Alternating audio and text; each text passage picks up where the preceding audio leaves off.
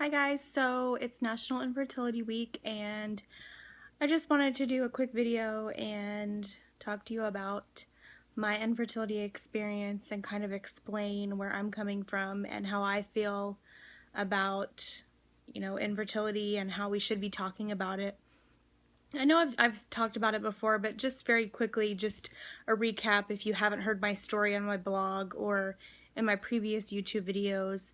My husband and I have been married for 11 years. We have been to about 4 or 5 infertility doctors. We did 5 IUIs. We did a fresh IVF cycle, which did result in a pregnancy, which unfortunately ended in a miscarriage. They found out from that miscarriage that I have a blood clotting disorder called antiphospholipid syndrome, which is very common to end in miscarriage. They put me on blood thinners. If I got pregnant again, I would have to be on Lovenox or heparin injections throughout the duration of my pregnancy. About 9 months after that miscarriage, we decided to try again with a frozen embryo. We tried again in November of last year, so that would have been 2014.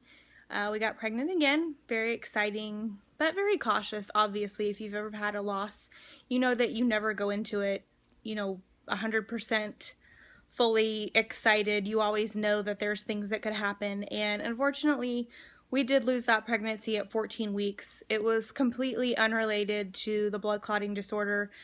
We had the genetic testing done, and they found out that the baby had Turner syndrome, which basically means that there was an X chromosome missing. So it was completely random. It could have happened to anybody. There's nothing to say that it could happen again. So at this point, we really don't know what our next step is.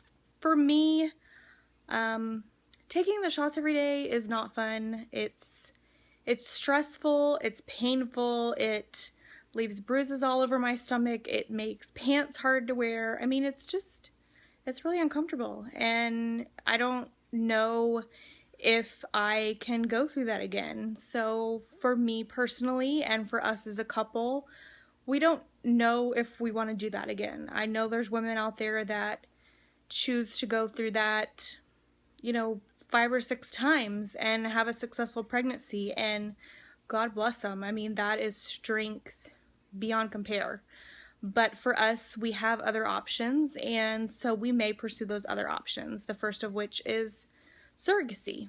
And we do have someone in our life who has mentioned that maybe it's a possibility that she could carry a baby for us, and so we may look into that. And it's still in the very early stages. I mean, literally, we've just mentioned it in a conversation passing. It's not gone beyond that.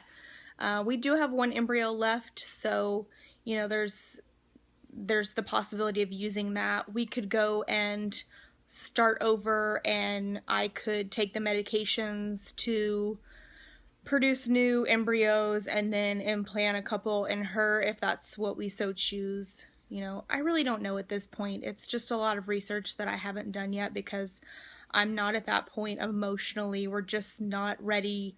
We need to figure out financially if it's something we can do. There's just a lot of steps that we haven't taken yet because it's only been 2 months since I had my last miscarriage. So it's just not a situation we're ready to get into yet, but that's kind of where we are. But, I have a lot of women, a lot of family members, a lot of friends that always ask me, or, tell me, you're so brave, you talk about your struggle, you're open, and I just couldn't do that. And I have a lot of people, a lot of women that email me, that Facebook me and say, you're so brave, how do you do it?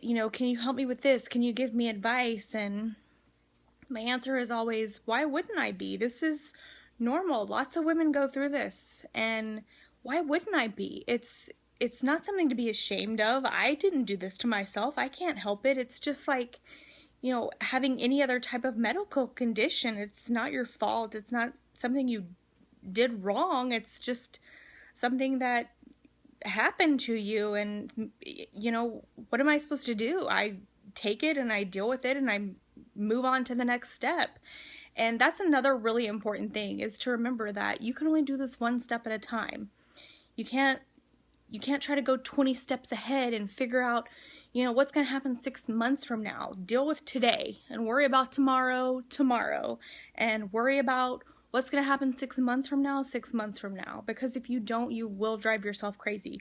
Fertility medicine is hard enough on your body and hard enough on your mind as it is. Don't put more stress on yourself than you have to, because otherwise you will go crazy. That's what I always tell people. I have to laugh because if I don't, fertility medicine would make me cry all the time. And that is the God's to honest truth about this whole infertility process. Is it is stressful, it is hard on your marriage, it's hard on your relationship, it's hard on your body. You will probably never be in a bikini again if you've been on fertility medicine, because it makes you bloated and it makes you feel fat, it makes you feel tired, and it's not fun. I'm not gonna lie, it's not fun. There's not one bit of it that's fun. It makes you feel crazy, and I mean, that is the bottom line. There is nothing glamorous about it at all. But that's no reason to keep it in. That's no reason not to talk about it. So it's National Infertility Awareness Week. If you are going through it, if you know someone that's going through it, be encouraged or encourage them. Talk about it. Join a Facebook group. Join a forum. Get online. Watch YouTube videos. Connect with people, because that's the only way I've gotten through it, and that's what's encouraged me to move forward and be open and discuss my situation. I will talk to my infertility to a perfect stranger, and believe me, I have. There are probably people I have met that don't want to know about my eggs and my ovaries and my fallopian tubes that do, and that's fine.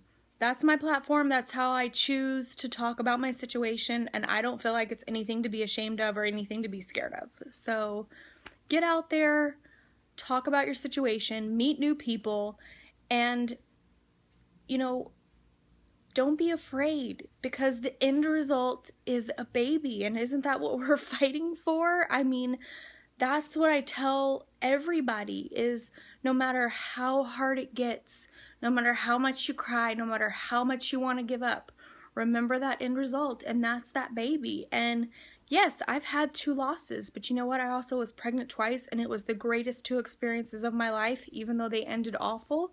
And, you know, I've had to go through these horrible situations. I still got to be pregnant twice, and that was amazing. And I know I'm going to get to have a baby before it's all said and done. No matter how it happens, I'm going to get to have a baby. And that's the best part about this whole situation, is I know that eventually it's going to happen. So I hope you'll stick around. I hope you'll keep watching. I'm going to try to do blogs more and more often.